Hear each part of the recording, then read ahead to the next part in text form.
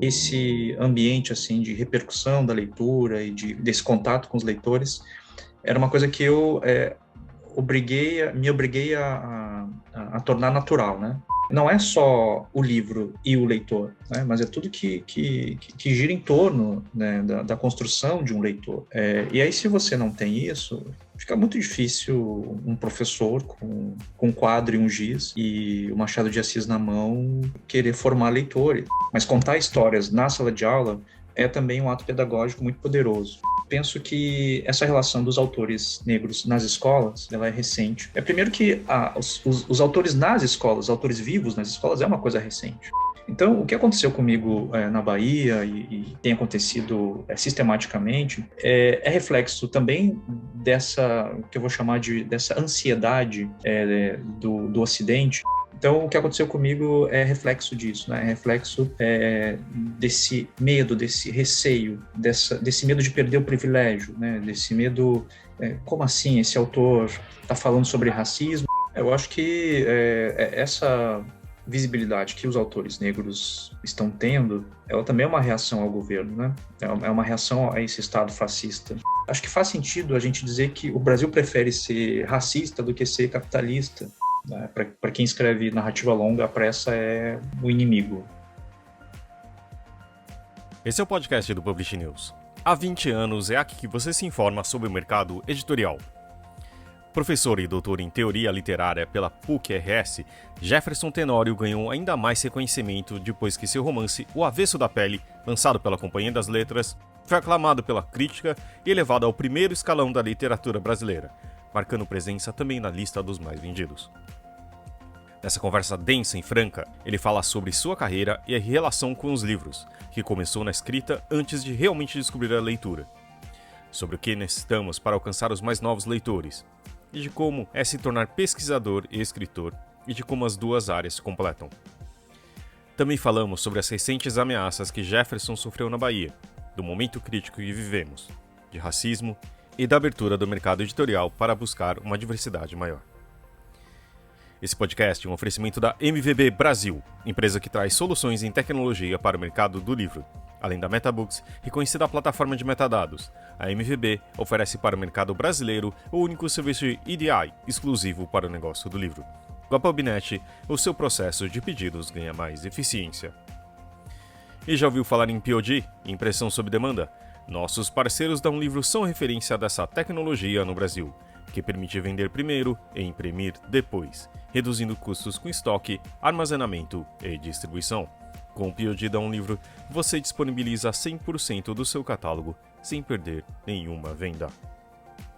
O podcast também tem o patrocínio da Alta Books, uma editora de livros sempre reinventando e investindo em projetos relevantes.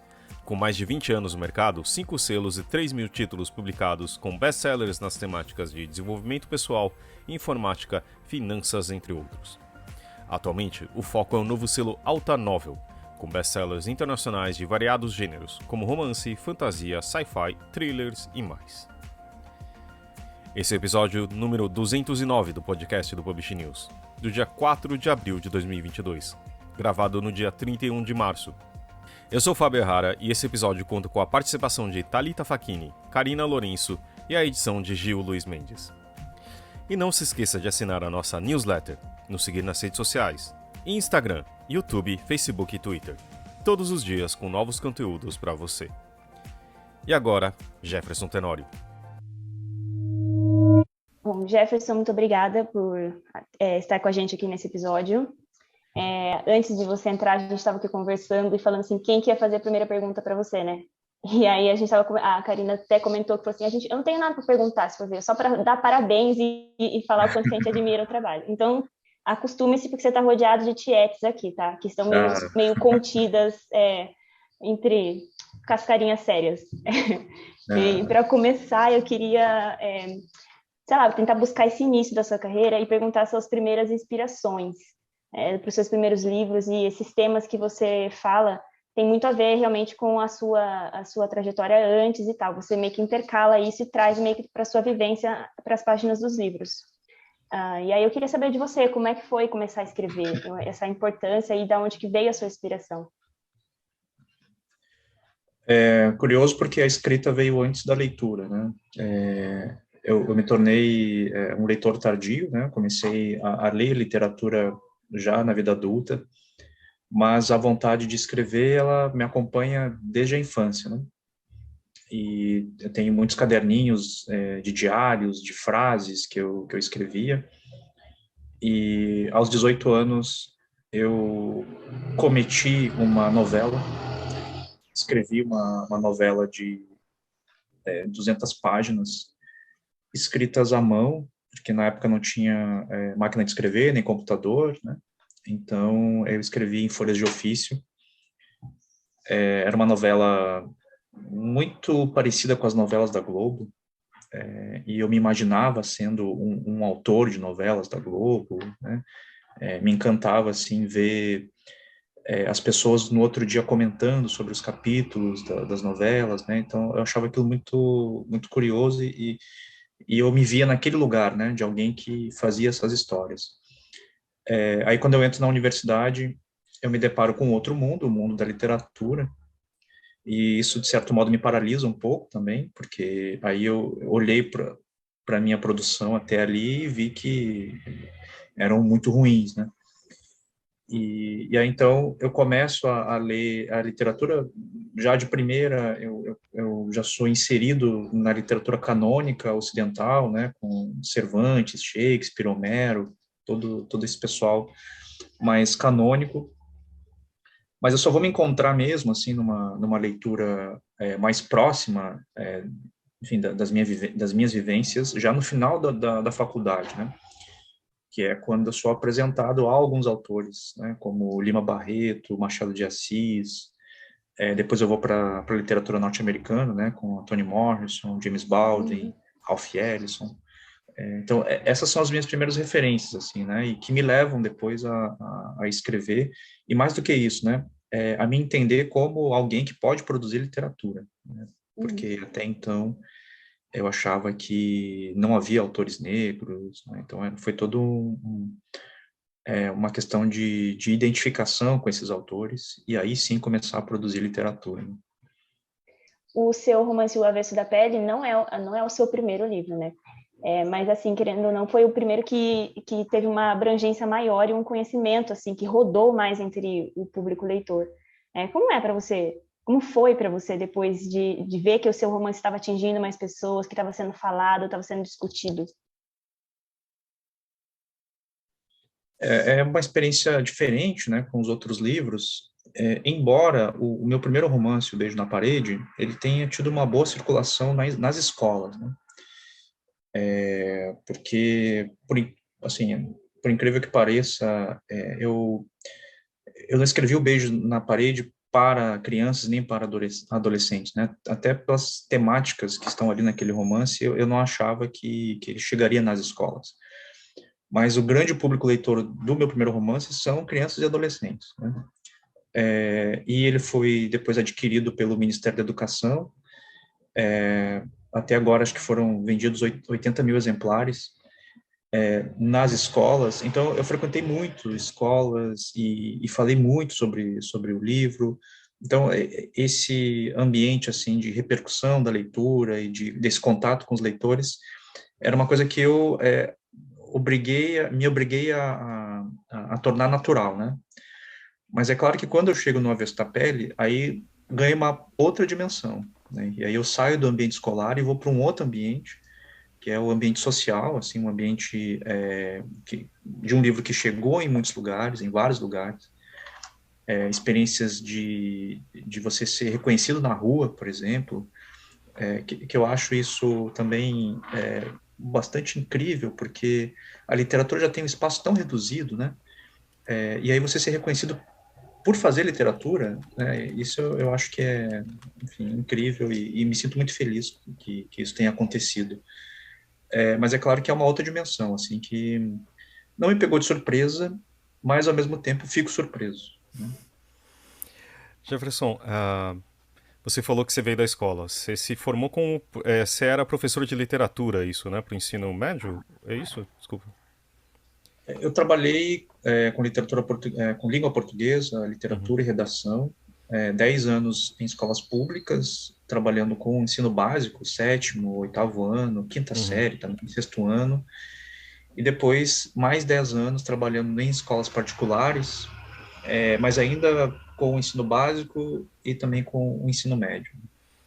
Minha pergunta, na verdade, não é tão por aí, mas assim, eu achei interessante o fato de você falar que você se aproximou da leitura mais tarde, inclusive depois da.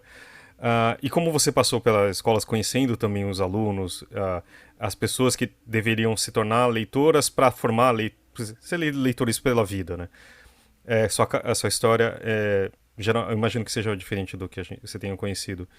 O que você acha que leva as pessoas a não formar leitores? A gente não tem mais leitores hoje em dia, sabe? E que papel que a gente pode fazer para mudar isso? É uma grande pergunta, né? Que é difícil responder. Eu não sou muito otimista, né? Em relação à educação e tudo que gira em torno para você conseguir formar um leitor, né? Porque às vezes a gente acaba colocando um peso nas costas do professor e do professor de língua portuguesa e de literatura e na verdade é toda uma estrutura que precisa ser mudada e transformada, que passa pelo atendimento das condições básicas, né? Ou seja, a pessoa tem que ter um bom lugar para morar, um bom emprego, tem que ter comida, tem que se vestir, tem que ter acesso aos bens culturais, né? Você tem que ter acesso ao cinema, tem que ter acesso ao teatro, você tem que ter livrarias de bairro, você tem que ter bibliotecas comunitárias, é preciso haver também incentivo para as festas literárias. Então, não é só o livro e o leitor, né, mas é tudo que gira em torno, né, da construção de um leitor, né. E aí, se você não tem isso, fica muito difícil um professor com um quadro e um giz e o Machado de Assis na mão querer formar leitores, né? É bastante difícil, assim. Então, me parece que é preciso haver aí uma mudança de mentalidade e uma vontade política, né, para de fato querer tornar um país de leitores, né? É porque a impressão, assim, eu fiquei pensando em. Quando você falou que você era um professor de literatura, eu lembrei dos que eu tive e de como me influenciaram. Mas eu também sou privilegiado, né? Eu tinha tudo aquilo que você falou do básico, eu estudava numa escola particular. Uma delas tinha uma biblioteca, eu tinha um certo acesso mais fácil, né? Mas aí também eu acho que é só no final da escala, né? Do tipo, alguém alimentou a chama e falou assim: nossa, mostrou que é leitura, etc, né? Então, aí, na verdade, acho que só os problemas caem em cima do professor, né? É um pouco isso. Eu tenho muita vontade de escrever uma história, e é o que eu venho pensando, né? Mas tenho vontade de escrever uma história de como alunos da periferia conseguem ter acesso a uma cultura que a gente fala, né, de alta cultura, né? Então, como ele chega nesse lugar, né? Como um aluno que mora numa periferia, negro, consegue chegar, por exemplo, num Cervantes, no Shakespeare, e o que isso representa, né? Você ter acesso a esse tipo de conhecimento, né? E porque eu tenho alguns exemplos, né, de pessoas que não tinham suas necessidades básicas atendidas, mas que conseguiram, de algum modo, não por via escolar, né, isso que é o mais interessante, mas por outras vias, né, conseguir chegar nesse conhecimento mais erudito, mais, né, enfim. Desculpa, é só minha última pergunta em relação a isso, mas que eu acho muito interessante. E aí também existe uma discussão que às vezes até percorre influenciadores maiores do tipo que a gente do tipo de leitura que a gente tem dependendo da nossa idade. Mas também você falou, por exemplo, que seu livro seria para adultos entre aspas, né? E de assuntos mais pesados, mais densos, etc. Qual que é a sua opinião a respeito? Por exemplo, ler Sargento de Milícias aos 10, 12 anos, sei lá, 14 anos. Tem gente que fala que isso atrapalha, que fala assim, que é uma difícil porta para ser superada para a pessoa gostar de literatura. O que você acha, Jefferson? Eu acho que a gente precisa conhecer quem é o leitor, né? Não dá para generalizar. Eu acho que a chave mesmo está na mediação. Quem é o mediador? Você chegar numa sala de aula e entregar o sargento de milícias para um adolescente de 13, 14 anos e não haver uma mediação ali, eu acho complicado. Acho que tem que ter uma mediação. Por exemplo, o meu filho, ele sofre um pouco comigo, né? Porque às vezes eu quero que ele... Sei lá, esses dias eu botei Os Incompreendidos, do Truffaut, e chamei ele para assistir, né? Aí ele ficou 5 minutos olhando assim, e ele disse, pai, eu vou pro quarto jogar videogame, porque não dá, Desculpa a né? pergunta, que idade que ele tá? Quando eu fiz isso, ele tinha 10 anos. Agora ele já está um pouquinho maior, ele tem 12 anos, né? Mas, por outro lado, eu achei uma adaptação do Em Busca do Tempo Perdido, em quadrinhos, e deixei em cima da cama dele, assim, né? Eu disse, comprei um livro para você, né? Mas aí não, só deixei o livro ali, né? Sutil. E, mas daí eu já fiquei pensando assim, bom, se ele não gostou dos Incompreendidos, acho que ele não vai também curtir o... Mas não, quando eu cheguei no quarto, ele estava lendo, e leu até o fim os quadrinhos, porque ele era um quadrinho mais dinâmico, assim, do que a proposta do Proust, né? Mas ele leu, né?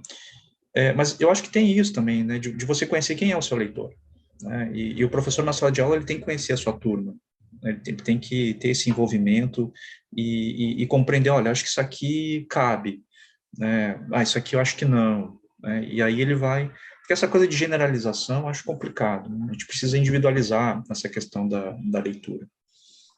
Eu ia te perguntar, você como professor, o que você acha que você faz de diferente em relação aos seus alunos nessa conexão, mas acho que você já até respondeu, né? Essa interlocução, essa mediação, ou a relação que você tem com seus alunos, que talvez engaje eles a lerem, a se interessarem pela literatura, certo? Tem mais um outro elemento aí também, que eu defendi o meu TCC, o meu trabalho de conclusão de curso, né, no curso de letras, em que eu defendia que o professor tinha que ser um contador de histórias na sala de aula, né, e independentemente da sua disciplina, né, é isso que eu defendo, seja da matemática, da geografia, mas contar histórias na sala de aula é também um ato pedagógico muito poderoso. E eu fazia isso frequentemente com os meus alunos, né? Eu lembro de ter contado uma história para alunos do sexto ano, então eles tinham entre 11 e 12 anos, a história de um sujeito que está desempregado e aí ele resolve cometer um crime e aí ele entra numa casa onde tem uma senhora que guarda joias e aí ele então decide matar essa senhora, vai lá e rouba as joias dela e de repente aparece uma outra moça e ele vai com a machadinha e mata também. Eu estava contando o Crime e Castigo para eles, mas eles não sabiam que eu estava contando o Crime e Castigo, né? Assim como aconteceu no Avesso da Pele, né, em que o professor também está falando sobre o Crime e Castigo, eu fiz isso num sexto ano, né? Eu não sei como é que eu não recebi reclamações dos pais, assim, porque eu contei em detalhes, né? Mas foi muito curioso porque ano passado eu participei de uma sessão de autógrafos aqui em Porto Alegre, na Feira do Livro, e uma ex-aluna dessa turma estava na fila de autógrafos e ela me deu uma carta super bonita, né, dizendo que eu fui o culpado de ela ter feito vestibular para a USP para aprender russo, porque ela queria ler Dostoiévski em russo. Nossa, eu li aquela carta assim, chorando, porque você nunca sabe aonde que chega, né, o ensino, e ela coloca ali na carta, né, o senhor nos assustou com aquela história, né, mas ela ficou tão marcada, né, que ela começou a gostar do Dostoiévski, né, então ela foi atrás de outros livros, né, e tal. Então é isso, acho que a mediação é o que conta, né. Eu estou ouvindo vocês falarem aqui da educação e eu me identifiquei bastante porque eu venho de escola pública, escola periférica, não tinha biblioteca, eu comprava livros em banca de jornal, porque tinha na época banca de jornal no meu bairro, Então, eram os clássicos que eu não entendia nada, não me identificava. Minha leitura começou com os quadrinhos. Você falou do seu filho, eu falei, eu me tornei leitora com os quadrinhos. Porque, assim, eu comprava nas bancas os clássicos canônicos, eu não me identificava. Eu lia, mas não me identificava. E aí que vem a minha questão. Muitos dos romances canônicos, Dostoiévski mesmo, entre outros, são romances que passam na Rússia, na Alemanha, em Manhattan, e dão referências. Você acha que colocar personagens negros, porque ainda hoje, até mesmo na literatura brasileira, tem poucos, isso se influencia? Porque, para mim, assim, eu como leitora, autores negros como você, como a Evaristo Costa, como Ayrton Krenak, assim, mudaram, porque eu comecei a ler e me olhar ali, me ver e me sentir parte de uma coisa, me sentir capaz, sabe? Queria saber se você sente o quanto sua literatura atinge as pessoas negras periféricas que veem os personagens e falam, olha, é eu também, sabe? Eu acho que é importante essa identificação. Eu fui um exemplo disso, né, de quando eu encontrei a Toni Morrison, né, o James Baldwin, foi esse momento de identificação e também de aceitação, de entender que as minhas narrativas também poderiam virar literatura, né, porque até então, enfim, tem aquele vídeo famoso, né, da Chimamanda, falando sobre o perigo de uma única história, né, escritora nigeriana, e que ela fala isso, que as referências dela era neve, né, era homens brancos tomando uísque, e as histórias dela giravam em torno disso, assim, porque essa era a referência que ela tinha, né? Então, é importante que se tenha, mas eu também penso que fazer uma leitura negro-centrada ou afrocentrada, ela também ela pode ser um prejuízo, no sentido de que a gente vive num mundo globalizado, né? Então, não significa excluir Dostoiévski, Tolstói, Shakespeare, né? Até porque a ideia de exclusão é uma ideia colonial, né? Uma ideia colonialista. Então, eu prefiro ter um pensamento mais africano, no sentido de inclusão, né? Então, o que eu posso incorporar no meu conhecimento, né?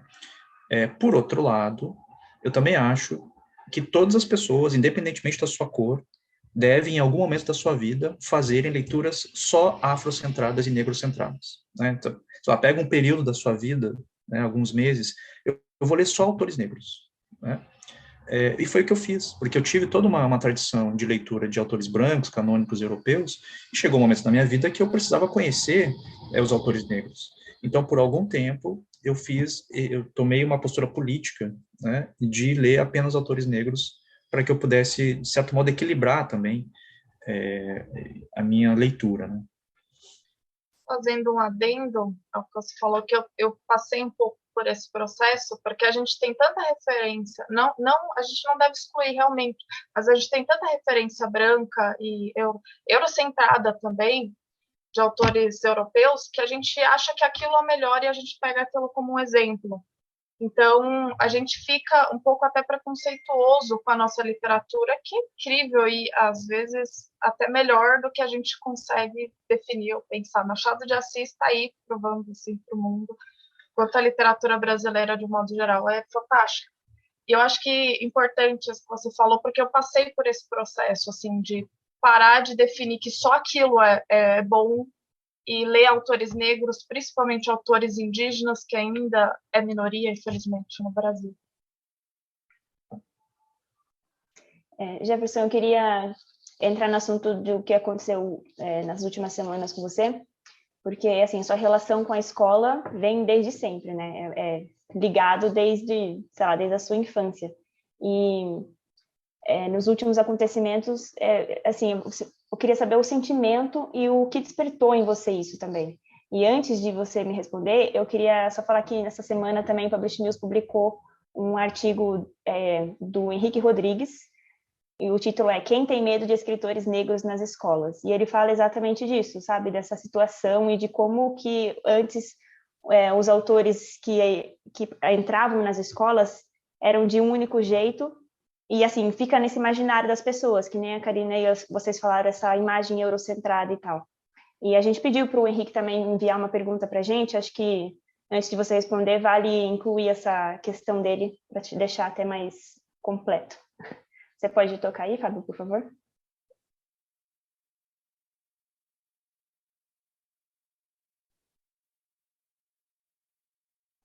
E aí, Fábio? Não é isolado, mas ele... Eu só fui burro porque eu coloquei, mas eu deixei eu no mute. Perdão. Só eu tava ouvindo. Jefferson Tenório, sou Henrique Rodrigues, escritor carioca, seu conterrâneo.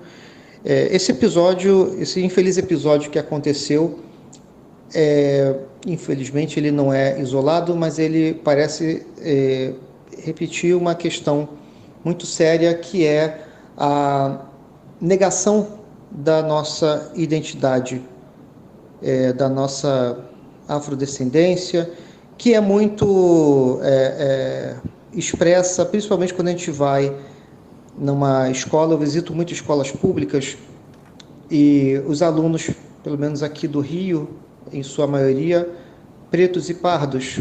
E a imagem geral que se tem do escritor é alguém branco, barbudo, de outro universo, né, que já morreu há muito tempo. E a gente sabe também que boa parte, né, dos escritores que conseguem chegar numa editora grande, também são representativos, né, desse mesmo extrato social e étnico.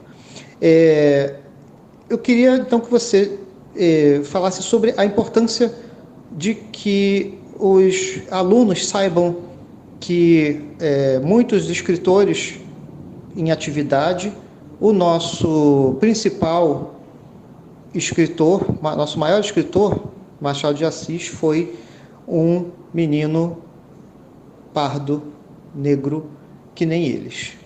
Queria que você falasse sobre a importância desse aspecto, principalmente nas nossas redes estaduais e municipais, que são as redes públicas.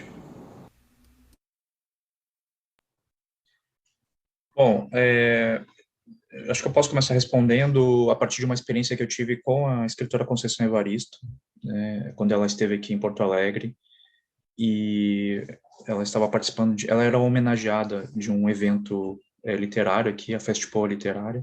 Eu era um dos organizadores, e nós levamos a Conceição Evaristo numa escola que fica no Morro da Cruz, que é um lugar bastante periférico, enfim, um lugar de difícil acesso, inclusive. E a escola se preparou para receber a Conceição, né? E quando nós chegamos lá, as crianças, elas estavam assim muito felizes e ao mesmo tempo impactadas, assim, né, com a imagem da Conceição Evaristo, uma mulher negra, já com uma certa idade, mas com vigor e com uma vontade, né, de falar com os alunos. E a comunidade, que não conhecia a Conceição, também foi todo mundo para a escola, assim, né? Então era uma festa e que as pessoas não sabiam muito bem quem era a Conceição, mas sabiam que era alguém importante, né? E era muito curioso porque as pessoas ficavam se perguntando: quem é essa aí? Essa aqui é a Conceição Evaristo, é escritora. Não, mas ela é escritora, E aí ficava, sabe, aquele entorno ali, daquele reconhecimento. E a Conceição Evaristo conversou com um aluno se aproximou dela, e porque ela fez uma pergunta, né, para os alunos, o que eles entendiam que era escrevivência. E aí um aluno, acho que ele deveria ter uns 9 anos, eu acho, 10 anos, ele disse que escrevivência é a escrita de nós, né? E foi a definição que a Conceição Evaristo estava procurando, né? E eu estava naquele momento ali em que aquele menino disse uma definição que ela estava procurando, né, que seria a escrita de nós, e inclusive ela tem um artigo em que ela fala sobre essa experiência que ela teve na escola e dessa frase desse aluno, né, em que ela depois fez toda uma reflexão sobre essa escrita de nós, né. Então, eu penso que essa relação dos autores negros nas escolas ela é uma coisa nova, ela é recente. Primeiro que os autores nas escolas, os autores vivos nas escolas, é uma coisa recente, né? Se você for pegar aí na história escolar, a gente pode pensar aí que a partir dos anos 2000 você começa a ver autores vivos frequentando escolas, né, e falando com seus alunos. E autores negros é muito mais recente, né? Então, o que aconteceu comigo na Bahia, enfim, que tem acontecido sistematicamente, reflexo também dessa, que eu vou chamar dessa ansiedade do Ocidente, e eu estou utilizando uma expressão de um autor chamado Maldonato Torres, que fala sobre decolonialidade. Ele diz que o Ocidente ele sente uma certa ansiedade ao perceber que as novas narrativas estão ocupando um espaço, né? E essa ansiedade gera violência, né? Então é isso, é essa aproximação de um tipo de narrativa que não se tinha antes. Isso causa uma ansiedade e causa também uma reação, e essa reação ela é violenta por vezes, né? Então, o que aconteceu comigo é reflexo disso, né? É reflexo desse medo, desse receio, né? Desse medo de perder o privilégio, né? Desse medo, como assim esse autor está falando sobre racismo e agora a gente também vai ter que falar sobre isso, né? E claro, né? Com todo o contexto político que a gente tem vivido no Brasil, que também propicia que essas pessoas tomem coragem, né, para fazer esse tipo de ameaça, né? Então, acho que é por aí. E eu queria saber pessoalmente de você, porque claro que você receber uma ameaça é uma coisa horrível e mexe com o seu psicológico também. Você fica com medo, você, sei lá, você não se sente seguro. Como é que está sendo para você? Eu acho que o medo, ele nos paralisa. Eu acho que essa é a intenção, né, das ameaças, né, colocar as pessoas num estado de terror. E é claro que eu tive medo de circular, tive que diminuir a minha circulação quando eu estava em Salvador, tive que voltar antes, né, para Porto Alegre, né. Então, embora a violência física não tenha acontecido, né, mas essa violência psicológica, ela acontece no momento que você recebe a mensagem, né. Mas também se colocar numa postura de tornar a coisa pública, para que essas pessoas também entendam que nós não estamos sozinhos, né? Que existe também uma coletividade. Eu acredito muito, né? Que a coletividade ela é mais forte, né? Do que a gente agir apenas como indivíduo. Mas sim, foram momentos difíceis. Mas por outro lado, a gente também precisa reagir de alguma forma, né? Para que eles não achem que vão nos vencer um terrorismo, né? E que nem você falou, essa importância desse apoio que você teve também, acho que é crucial, né? Quanto mais pessoas chamam e quanto mais pessoas falam e te dão esse apoio, mostra que você também não está sozinho, que a causa, no geral, não está sozinha, né? Exatamente. Jefferson, também um pouco nessa linha, imaginando que até, eu vou falar irônico, mas eu não sei a palavra correta, de que nos últimos anos uma ascensão de outras vozes mais diversas, inclusive na lista de mais vendidos, né? A gente tem o seu caso, o Torturado, do Meio Amarelo, etc. E muitos autores, e renascendo algumas autoras também, negras, e no meio de um governo de um retrocesso absurdo e casos como o seu acontecendo, né? Como que isso faz sentido, sabe? Porque assim, você tem digamos, vitórias de um lado, só que também um atraso tão grande, né? Como avançar nisso, né? Porque a impressão que dá é que você usa sua caneta, sua escrita, um pouco para combater o racismo, né? Mas como a gente consegue conviver com essas duas forças tão opostas ao mesmo tempo agora? Eu acho que essa visibilidade que os autores negros estão tendo, ela também é uma reação ao governo, né? É uma reação a esse Estado fascista. Então, de certo modo, os leitores começaram a identificar nas nossas literaturas uma espécie de bandeira, uma espécie de voz, né? Alguém que pode falar por nós e chegar em mais lugares e, de certo modo, também se contrapor a esse governo. Eu acho que isso também é um fenômeno, né, nesse sentido, de legitimação e de reconhecimento, tanto político quanto estético, né? E que demorou muitos anos para isso acontecer, né? Então, eu acho que essa é a dinâmica, né? Então, você tem aí um governo de ultradireita, um governo fascista, e de outro você tem uma reação, né? E essa reação, ela acaba ecoando, né, em obras, né, como a minha, como a do Paulo Scott, a do Itamar, da Conceição, né? Mas a gente tem que lembrar também que nós não começamos agora, né? A Conceição não começou agora. A Conceição tem 73, 74 anos, ela já faz literatura há muitos anos.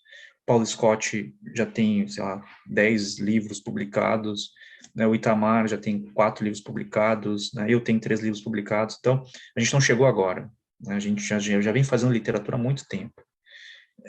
Então, o que me parece é que houve aí uma mudança de mentalidade, muito em função desse governo que se instaurou, mas também uma mudança global, assim, né? Eu acho que há uma mudança de perspectiva também, de buscar outras narrativas, porque essa narrativa canônica, eurocêntrica, branca, ela talvez tenha causado um certo esgotamento, né? Então há uma busca por outras narrativas, né? E falando até mercadologicamente, tá? Não sei se faz tanto sentido, que assim, se a gente vive num país que é majoritariamente negro, você está falando, se você tem sempre gente da zona oeste de São Paulo falando da sua classe média, branca, geralmente hétero, você acha que também isso possa alcançar um público maior? Do que a gente tá, atingir aqueles leitores que a gente está falando, tinha falado no começo? Eu acho que no Brasil, até há pouco tempo, a gente vivia uma espécie de capitalismo primitivo, né? Vou dar um exemplo de um capitalismo primitivo. Por exemplo, há alguns anos você chegava numa livraria e os livros estavam todos fechados, né, empacotados. Me lembro de chegar na Livraria Cultura uma vez e pegar um quadrinho e começar a folhear e vir alguém da loja dizer, você não pode ficar lendo porque você tem que comprar, né? Esse é o capitalismo primitivo. Uhum. Né? O capitalismo, e eu não estou aqui dizendo que é bom o capitalismo, não é isso, né? Mas é um capitalismo primitivo, né? Agora, um capitalismo mais sofisticado, talvez ele seja mais violento porque ele entra de outra forma, né? Ele entra quase na psique das pessoas, né? Mas um capitalismo sofisticado é aquele que, enfim, deixa os livros todos abertos e faz com que a pessoa fique lá o mais tempo possível, né? Dentro da livraria. Né? Porque se ele não levar hoje, ele vai levar amanhã.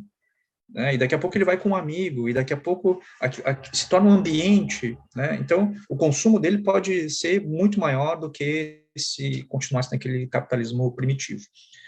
Aí quando a gente olha para a literatura produzida por autores negros e o quanto o mercado editorial demorou no Brasil para se dar conta que mais da metade da população é negra e que já poderia estar ganhando dinheiro com isso há muito tempo. Então, acho que faz sentido a gente dizer que o Brasil prefere ser racista do que ser capitalista, né, nesse sentido. Assim, né? Então, prefere perder dinheiro e continuar sendo racista. Isso acontece nas lojas. Né? Uma pessoa negra que vai numa loja de elite, não importa quanto dinheiro ela tenha. Né? E os vendedores também não querem saber quanto dinheiro ela tem. As pessoas preferem ser racista do que ganhar dinheiro. Então, me parece que aqui no Brasil demorou um pouco para que o mercado editorial se desse conta. Enfim, nos Estados Unidos, isso desde a década de 40, de 50, já havia um mercado para autores negros, né? Coisa que aqui demorou muito tempo. Eu queria saber também sobre a sua opinião sobre os prêmios literários. O Avesso da Pele ganhou Jabuti, foi selecionado para outros também. Eu queria saber a sua opinião sobre isso e se teve uma mudança depois que o seu livro foi agraciado com o prêmio. Os prêmios, eles tiveram uma mudança, né, nos últimos anos. A gente teve aí a premiação do Itamar, que foi muito bem premiado, né, no prêmio Leia e depois no Jabuti. É um autor negro, né, e um ano depois é um outro autor negro, né, o Avesso da Pele ganha também o Jabuti. Então, você vê aí uma mudança também de perspectiva que passa pela mudança de mentalidade, passa também pelo o corpo de jurados, né, que você tem mais diversidade, né, isso também implica na escolha desses romances.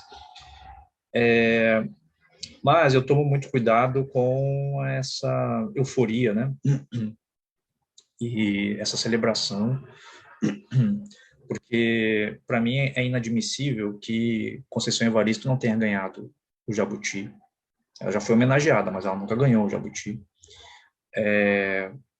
Paulo Lins nunca ganhou o Jabuti. Né? Ana Maria Gonçalves, que escreve um livro maravilhoso, Um Defeito de Cor, que é um monumento da literatura brasileira. Então a gente está longe, assim, ainda de conseguir alcançar um equilíbrio, né? Mas no meu caso, depois do prêmio, mudou, assim, não mudou muita coisa, mas mudou, né? Enfim, hoje em dia eu tenho que selecionar os convites, né? O que eu posso fazer, o que não dá para fazer, né? Então, mudou nesse sentido. Apareceram muito mais coisas, tem tido mais visibilidade. As pessoas que fazem seus relatos nas redes sociais, muitas delas dizendo que estão lendo o Avesta Pele por causa do prêmio, né? Então, nesse sentido, ele ajuda, né, a obra a chegar em mais lugares, né? Sim. E você tinha dito no começo dessa nossa conversa que você tinha uma ideia para escrever um próximo livro, assim, um assunto que você queria escrever. Você já está com algum projeto em andamento? Que tem alguma coisa que vem por aí? Só deixa eu completar um pouco, né? Você terminou uma trilogia, né? A trilogia da perda, não é isso? Ah, e agora? Era a minha pergunta, inclusive, da Thalita, assim, você tem planos são pequenas epopeias? Como que eu posso determinar isso? Você tem assuntos, interesses? Não é trilogia, né? Porque essa coisa da trilogia surgiu por causa de um pesquisador lá na UFMG, que ele estava fazendo um doutorado com os meus livros, e ele propôs, né, que era uma trilogia do abandono, né? Mas assim, eu não pensei isso, assim, não é uma coisa minha, mas enfim, eu concordei com ele escreveu um artigo, tá, eu concordo com você, né? Se você acha que mas assim, eu enquanto autor, eu não considero que seja uma trilogia, né? Mas vocês sabem que o autor às vezes é a pior pessoa para fazer uma análise dos seus próprios livros. Mas eu estou produzindo um novo romance e que passa por essas questões, né, dessa aquisição, essa apropriação cultural de pessoas periféricas com essa alta cultura, né? Então, está ainda no início, ainda vai demorar algum tempo aí para ser escrita, também não tenho pressa, né? Para quem escreve narrativa longa, a pressa é o inimigo, né? Então é devagar. E eu fico imaginando também, e agora é uma pergunta mais básica, mas que acho que você deve ouvir bastante também, que agora que você virou um escritor profissional, a gente pode chamar assim, que você é apenas, com muitas aspas, um escritor. Assim, eu não estou no nível do Murakami, né? Que o Murakami, ele fala isso, né? Que ele disse que ele, em determinada vida, ele se tornou um romancista profissional, né? É verdade. Assim, ainda não cheguei nesse nível, assim, né? Mas estamos trabalhando para isso. E como que você vê por exemplo, a importância, não, hoje em dia não é só escrever, sentar numa mesa, numa cabana solitária, escrever numa máquina, sei lá, enfim. Hoje você tem muito mais em jogo as entrevistas, lives, participação em festivais, os prêmios, a rede social também, né? Como que você vê todo esse pacote, inclusive que traz coisas como tem, né, que a gente já mencionou aqui? Pode ser um problema, né? Assim, pro autor, porque não dá para esquecer que os convites, tudo que acontece em torno do livro, ela só acontece porque você escreve, né? E se você não escrever, não vai acontecer mais nada. Então, é um equilíbrio muito, muito difícil. Antes da pandemia, eu recebi a Conceição Evaristo aqui em casa. Ela estava fazendo um documentário sobre a vida dela, né, e tal.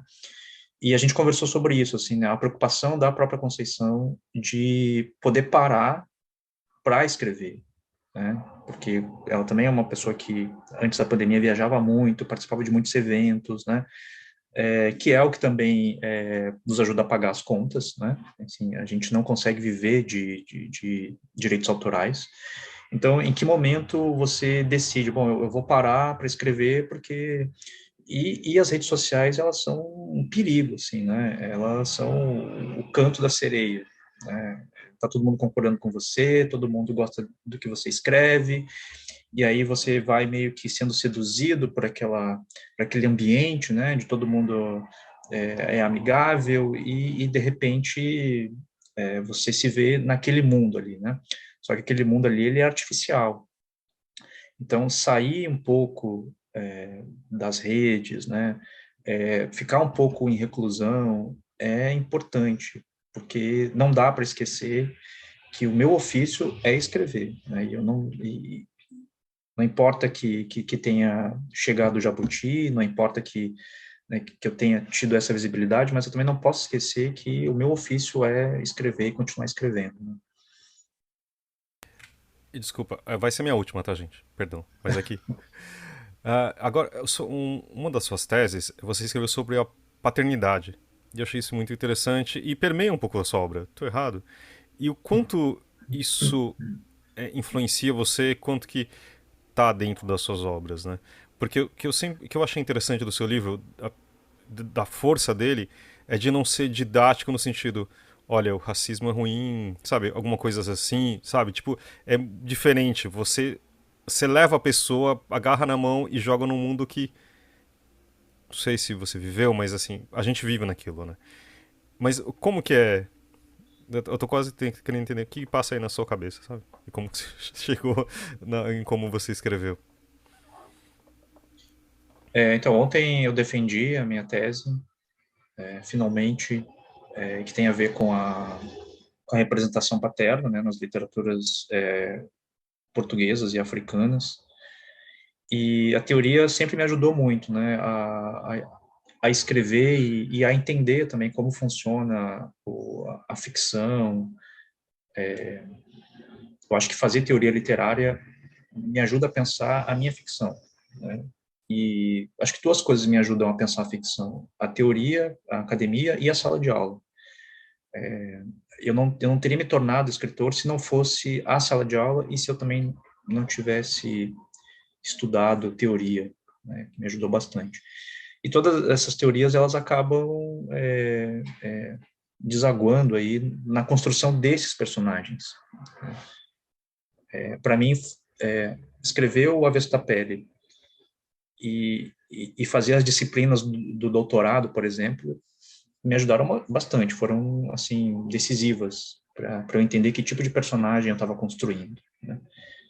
Pode ser que eu tivesse escrito outro tipo de romance se eu não fosse acadêmico também, né? Mas essa preocupação de não ser didático, ela é intencional, né? E é bem isso mesmo, é pegar a mão do leitor e levar para dentro da narrativa de modo que seja uma coisa mais orgânica, né? E por isso a minha escolha daquele narrador, dessa segunda pessoa, né? É o você, que ao mesmo tempo é o pai, mas também é o leitor, né? Queria falar uma coisa, na verdade eu queria agradecer, porque eu tive a oportunidade de ler, de conhecer a sua escrita, porque eu trabalhei na editora que publicou Avesso da Pele, e eu tive a oportunidade de ler fresco, assim, antes de lançar, assim, eu trabalhava, recebia os originais e dava uma olhada no projeto para dar andamento na produção do livro, né? E o seu livro foi um dos livros, daqueles livros que eu pegava o PDF fresquinho, às vezes era impresso, e parava e falava, eu quero ler, sabe? Eu quero ler esse livro. E assim, é um livro que realmente é de tudo que eu pegava, para eu pegar o livro e falar, esse aqui, para separar o PDFzinho para mim, ler na minha máquina antes de lançar, antes de sair, é porque é um livro que realmente faz muita diferença, sabe? Falar sobre, colocar personagens pretos, falar sobre racismo, é algo que, felizmente, hoje, é algo que faz muita diferença, de tantos livros que eu pegava, quase nenhum abordava assuntos tão importantes e de uma forma muito interessante, porque o livro ele te prende, você quer saber o que acontece, a relação entre pai e filho também é algo que te instiga, sabe?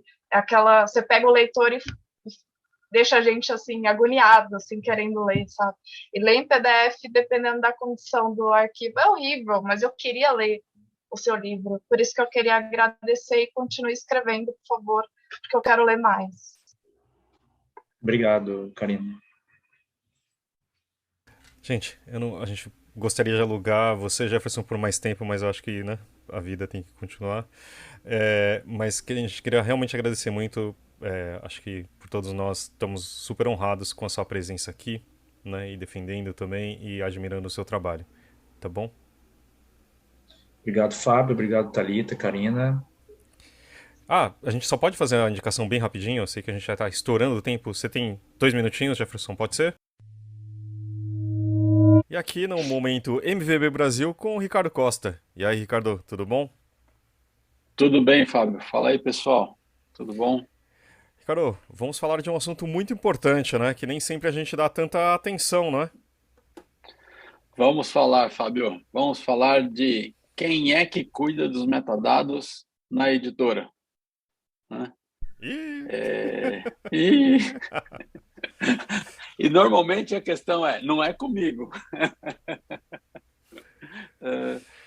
A gente, esses dias, a Cristiane e eu participamos de uma aula e a gente percebeu que é difícil, que não existe, as pessoas meio que não percebem a importância da participação de todo mundo no gerenciamento dos metadados de cada livro, né?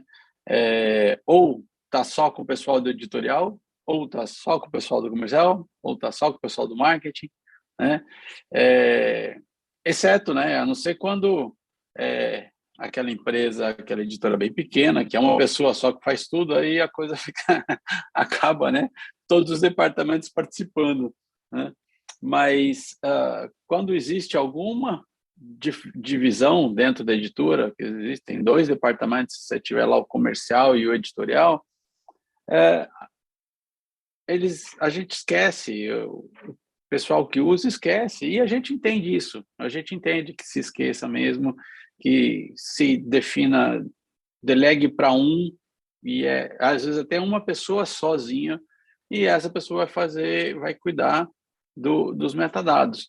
Mas é uma coisa assim que ela necessita dos inputs de outras pessoas, precisa de atualização, precisa de outras visões, né? Como a gente falou há pouquinho, todo mundo é responsável por fazer esse livro ser vendido, né? A editora produz com vários objetivos culturais, literários e tudo mais, que são importantíssimos, mas tem que vender, né? O livro tem que chegar na mão do leitor, e para chegar na mão do leitor alguém precisa comprar. Então é importantíssimo que todo mundo na editora participe e contribua na geração dos metadados, para afinar o texto da quarta capa, para afinar até a biografia do autor. Dependendo do livro, muitas vezes você vai destacar um aspecto da biografia do autor que pode ser relevante ou não para aquele título específico. E quem é que sabe isso? Às vezes é o editor, às vezes é o cara do marketing que tem um pouco mais de conhecimento e está com uma visão melhor da abordagem daquele livro para venda. Então, chamar a atenção do pessoal hoje, né, lembrar o pessoal hoje da importância de todo mundo na editora participar e contribuir para o gerenciamento dos metadados. Essa é a dica de hoje, Fabião. Muito bom mesmo. Essa é muito importante, gente. Ricardo, muito obrigado e a gente se vê no próximo momento. Valeu, Fábio. Obrigado, um abraço para todo mundo aí.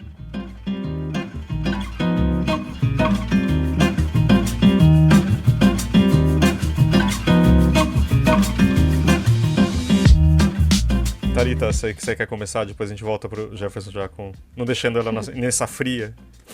Claro, eu vou indicar um livro da Maria Firmina dos Reis, Úrsula, que é tido como, ela foi tida como a primeira escritora negra e esse primeiro romance escrito por uma mulher no Brasil. E é uma história que eu gosto muito e teve uma edição lançada pela Antofágica, que é maravilhosa. Então, indico aí essa leitura. Muito bom. E você, Karina? Você tem alguma coisa pra gente?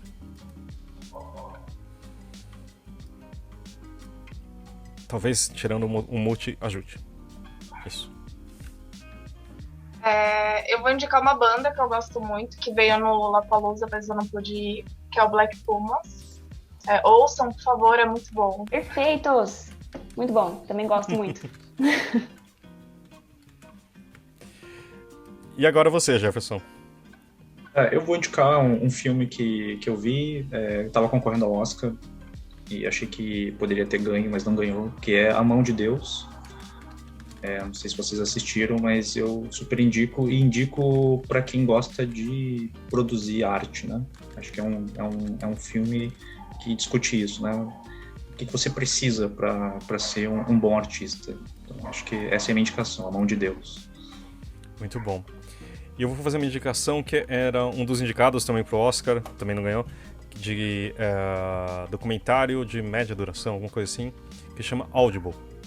Tem a ver eu fiquei muito feliz que o Coda, né, No Ritmo do Amor, ganhou porque... No Ritmo do Coração. No Ritmo do Coração, nossa, que nome horrível. Mas enfim, o ator também, ele ganhou como o ator coadjuvante, também foi incrível. Putz, que discurso bem melhor que alguns outros aí que aconteceram. Mas enfim, mas é um documentário que chama Audible, que é a história de um time de futebol americano, uma escola de surdos nos Estados Unidos. É incrível, porque mostra também as dificuldades de quem não consegue ouvir e de como você é isolado do mundo. Imagina não viver num mundo de silêncio, sabe? O quanto isso é opressivo e, claro, todo o preconceito e, sabe, é incrível. Tá na Netflix, é bem curtinho, é meia hora assim, mas é muito, muito forte. Chama Audible. E acho que é isso por hoje, né? Sim. Muito obrigada, Jefferson, mais uma vez. Obrigado. Obrigada. Até mais. Valeu. Até mais. Tchau, tchau. Tchau, tchau. Tchau, tchau, gente.